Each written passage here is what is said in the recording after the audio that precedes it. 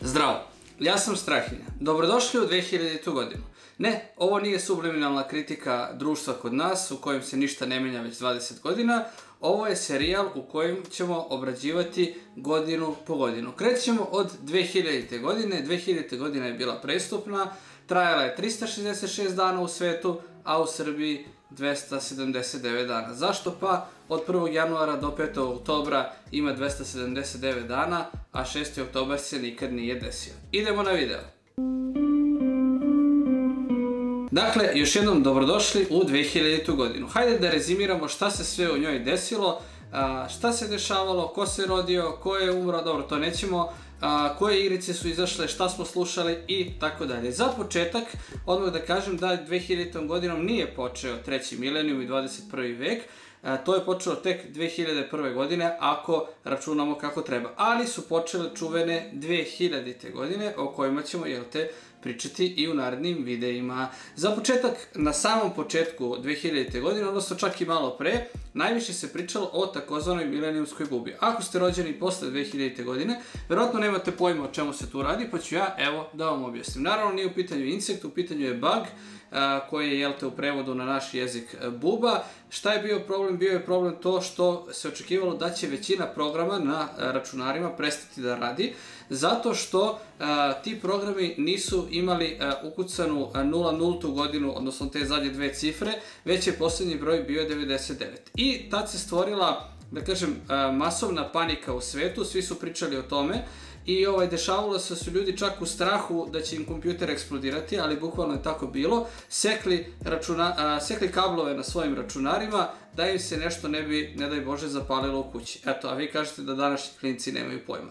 U svakom slučaju, milenijumska buba se jeste desila, ali u vrlo maloj meri. Naime, neki programi su radili lošije, neki su bili backdatovani jer su se iz 1990. prebacili u 1900. godinu.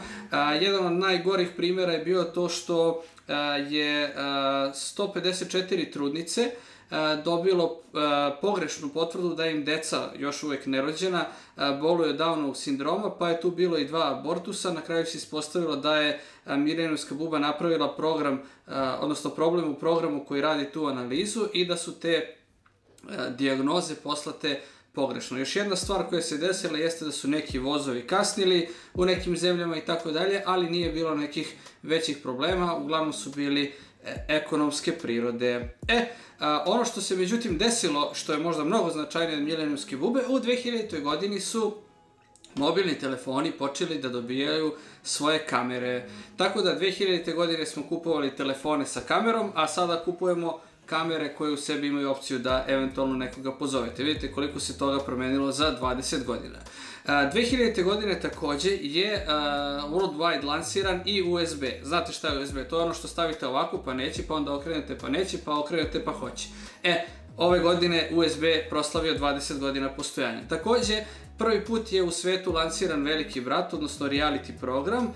Da su znali šta će 2020. da se dešava na našoj televiziji, verovatno to nikad ne bi uradili, vojnom akcijom bi sprečili lansiranje Velikog brata. Dalje, vrlo važna stvar, možda i najvažnija u 2000. godini, lansiran je PlayStation 2. Tad je delovao kao Space Shuttle, sada deluje kao Starudija, ali iako nije prvi PlayStation, možemo reći da PlayStation 2 možda jeste najlegendarniji PlayStation zbog svega onoga što je doneo sa sobom. Ako se ne slažete, naravno pucajte u komentarima, ne sumnjam da ćete biti surovi. Dalje, kao što sam i rekao, desio se 5. oktobar, verovali ili ne, to je bilo 5. oktobra. Šta se tu sve dešavalo, znate, možda i ne znate, nije ni bitno. U svakom slučaju, mnogo ljudi na jednom mestu, par bagera, mnogo ljudi koji su kući poneli neke fotelje i tako dalje i tako dalje.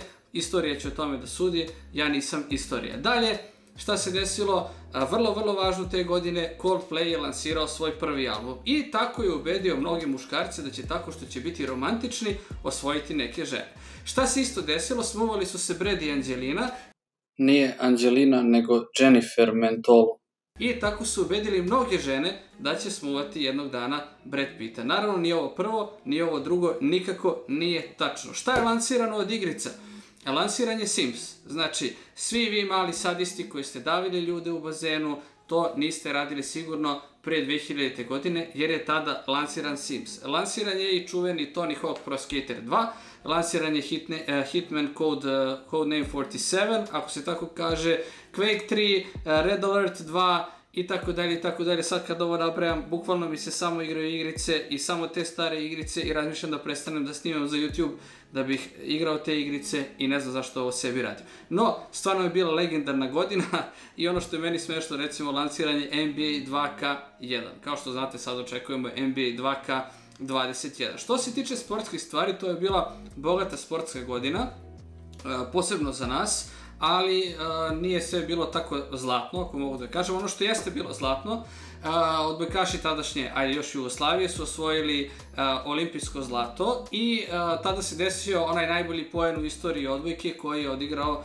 naš Vanja Grbić. Međutim, te nesrećene 2000. godine, fudbalski nesrećene da budem precizan, se dogodilo i Evropsko prvenstvo 2000. koje su Francuzi osvojili i time potvrdili apsolutnu dominaciju u reprezentativnom fudbalu tada. Šta smo mi uradili? Mi smo odigrali jedno od najgorih prvenstava na kojima smo ikada bili. Kao što znate, počelo je tako što smo gubili 3-0 od Slovenije, uspeli smo da se povratimo na 3-3, mislili smo da će biti mnogo bolje, međutim usledio je meč, čini mi se, sa Norveškom koji smo pobedili, u kom je Matija Kežman uspio da dobije najbrži crveni karton u istoriji evropskih prvenstva i dan danas mi nije jasno šta je hteo. Zatim smo nesrećno izgubili od Španije, to je ono kad komentator kaže munitis i sve ode dođe vola. Izgubili smo Španije i onda je Holandija odlučila da nam naplati sve ono što nam nije dala 98. Primili smo 6 golova, ali Srbin je pobedio. Savo Milošević je bukvalno, ja mislim da više ovi ostali nisu ni igrali, šutnuo loptu na gol, postigao gol i postao najbolji strelac tog evropskog prvenstva. Dakle, bio je jedina svetla tačka tada. Čini mi se da je Kralj primio 13 golova na 4 utakmice, znači izvinite što sam vas uopšte na ovo i podsjetio. Dalje, što se tiče olimpijskih igara, ono što meni ostaje u sećanju jeste da su odigrane u septembru, tako da smo mi, tadašnji školarci, još uvek išli, odnosno već pošli u školu, a olimpijske igre su tek počinjale. To više, kao što znate, nije slučaj, one se sad održavaju u avgustu. Dalje, malo sam istraživao ko je rođen 2000. godine od javnih ličnosti i ono što sam utvrdio, verovali ili ne, svi ljudi koji su rođeni 2000. godine i koji su danas živi imaju ili 19 ili 20 godina. Znači, stvarno je bila neverovatna godina.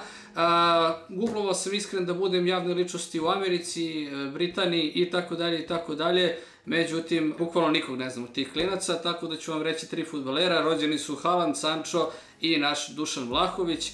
To je to što se tiče 2000. godine. Dobro, nije baš to što se tiče 2000. godine, zaboravio sam najvažniju stvar. Šta sam ja radio 2000. godine, znam da vas to najviše zanima. Ja sam tada imao 10 godina, išao sam u školu, trenirao basket, iako se to po meni ne vidi, išao na takmičenje iz matematike i ravno 0 puta se izblamirao na YouTubeu, TikToku, Instagramu i tako dalje, a razlog je jednostavan, tada toga nije bilo. Inače bih se sada verovatno bavio aktivno brisanjem tih snimaka. Eto, to je bio moj presek 2000. godine, samo da vidim koja ide sledeća, poslednje je 2001. godina, znači to je sledeći video. A šta vama da kažem, osim da se subscribe-ujete na moj kanal obavezno, evo prešli smo 10.000 subscribera, i da ovaj video podelite sa nekim ko je rođen 2000. godine, izgubio nevinost 2000. godine ili izgubio nadu da će se ovde ikada živeti bolje. Hvala što gledate, subscribe-ujte se i vidimo se uskoro.